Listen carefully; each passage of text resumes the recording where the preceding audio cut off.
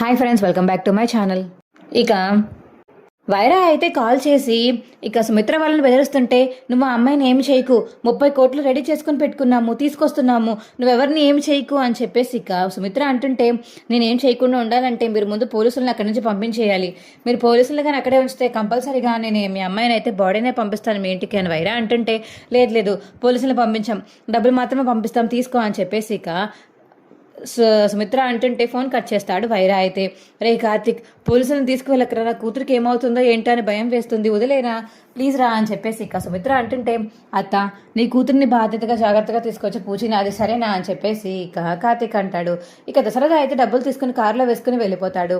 తప్పు పని చేశానేమో పారు, పద మనం కూడా వెళ్ళి ఫాలో అవుదాం మావయ్యని ఫాలో అయ్యి అసలు ఏం జరిగిందో, అసలు ఏం జరుగుతుందో అక్కడ చూద్దాము, డబ్బులు తీసుకోవడానికి వస్తారు కదా, వాళ్ళ వెనకాట్లే ఫాలో అయితే జోష్న ఎక్కడో తెలిసిపోతుంది కదా, అప్పుడు జోష్నని విడిపించి డబ్బులు కూడా తిరిగి తీసేసుకోవచ్చు అని చెప్పేసి ఇక కార్తీక్ అంటే, సరేరా నీ ఐడియా ఏదో బాగుంది, ఇలాగే ఫాలో అవుదాం పద అని చెప్పేసి ఇక పార్యత మరియు కార్తీక్ అయితే స్కూటీ మీద వెతుకుతారు.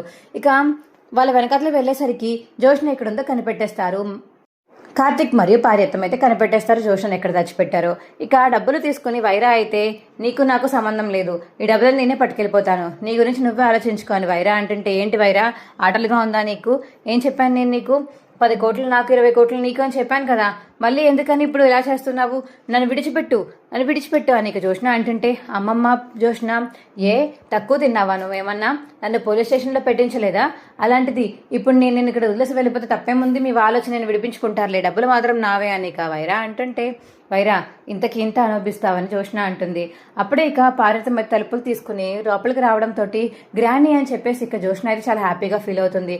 వాళ్ళ భావన కూడా చూసి ఇక హ్యాపీగా ఫీల్ అయ్యి, కొట్టండి వినేయండి వాడినేయండి అని జోష్న అంటుంటే, ఇక కార్తిక్ మరియు పార్వతం అయితే ఆ రౌడీలందరినీ కొడుతూ ఉంటారు. మా వీడియో మీకు ఎలా అనిపించిందో కింద కామెంట్ సెక్షన్లో తెలియచేయండి. మా వీడియో కనుక నచ్చితే మా వీడియోని లైక్ చేసి తప్పకుండా మా ఛానల్ సబ్స్క్రైబ్ చేసుకోండి. పక్కనే ఉన్న గంట సింబల్ మీద క్లిక్ చేసి నోటిఫికేషన్స్ ఆల్లో పెట్టుకోండి. అప్పుడే మేము చేసే వీడియోలు మీకు రోజు వస్తుంటాయి. Boy friends.